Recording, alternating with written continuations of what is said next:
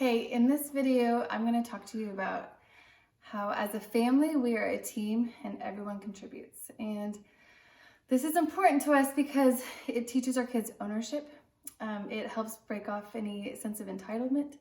It teaches gratitude of being thankful for the things that we've been given and how we can value those things. And also, it actually allows us to have more time to connect and play with our kids because the parents aren't carrying all the load alone. So practically for us in this season, we have 5 kids, 10 and under. And what it looks like for us, something we actually often say to our kids is, everyone in this family needs to be fed, everyone in this family needs to be clothed, and we all enjoy this house we live in. So together we are going to partake in taking care of these things. And so our kids will help with mealtime and cleanup. Our kids will help with sorting and folding laundry and putting it away. And they also help every evening. There's like an area of the house that someone will own and kind of clean up that area for the day.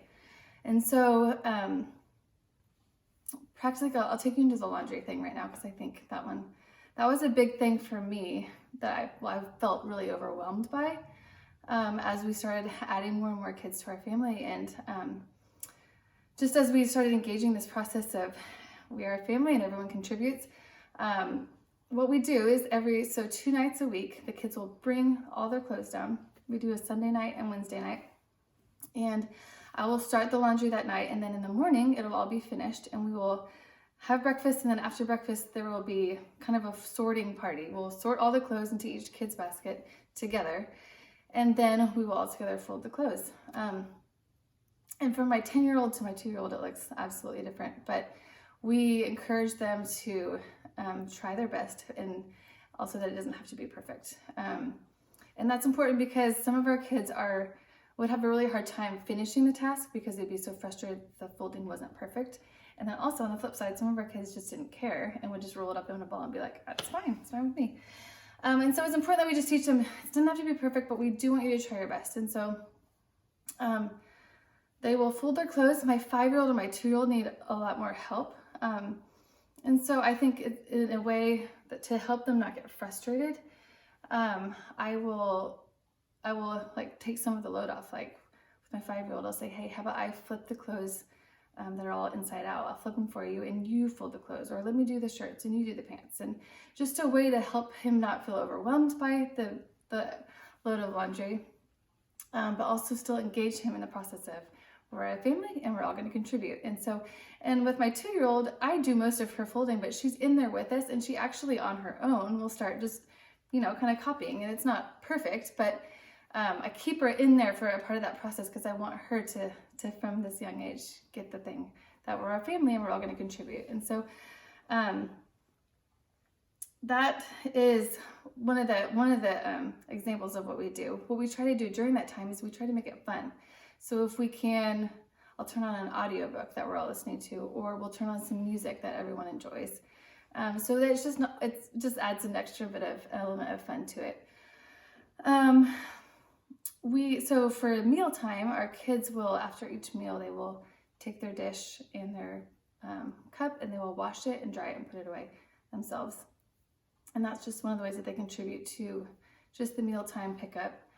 And then in the evening, we will draw from a hat. And we have like 3 to 4 different things in the hat that are pretty much the main living spaces that we spend our time in.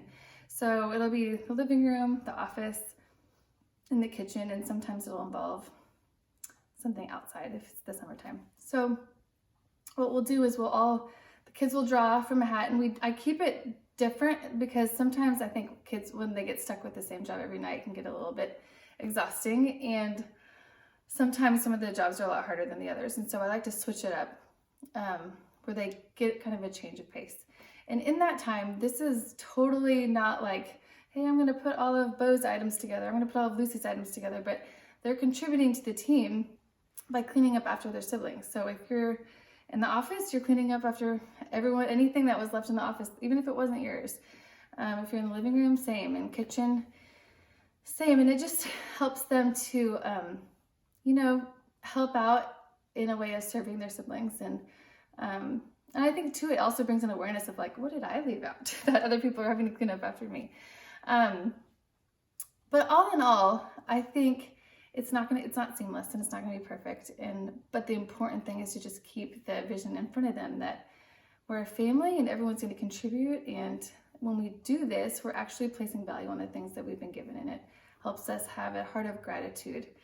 And so I would just encourage you in these days that you're spending more time at home with your kids to pick maybe just one thing that, maybe it's something like the laundry that was really stressful for me, or something that is practical for your aged kids that you're like, this could be something that we could pull them in and start training them, like this is how we're going to contribute, and you're a part of this family, and so you're a team player, and this is what it looks like, and start just training them in that process of how they can help out and contribute in your family. I think it's important that you just pick something that is practical for their age, something that won't discourage them. I think if you can, make it fun. Also, it's just important that you just stress that we're just trying our best. It does not have to be perfect, but we're just trying our best. And then lastly, just celebrate the heck out of them. Whenever they do something, or you can see that they tried so hard folding that load of laundry, just celebrate and say, that looks amazing, look how well you did. And it just sparks their desire to even to want to keep contributing to the team when they feel like they are doing a good job. And I think lastly, just to stress it again, it's not going to be seamless. We've been doing this for years, and even last night when we drew from the hat, one of my kids was in tears because the job that she drew it just felt really overwhelming for her. And so I think when you can take some of the load off, my husband said, hey, why don't you empty the dishwasher and I'll help you load it. And so this way you're not negating them from doing the job because it's too hard, but you're joining in on the team, and you're saying, okay, well, we're going to do this together. Like, yes, this is a big job, so you can help with this and I'll help with this. And you're still keeping that mindset of we're a family and everyone's going to contribute. And it also doesn't seem to overwhelm and discourage them. I hope you find that helpful, and hopefully you can apply it to your family this week.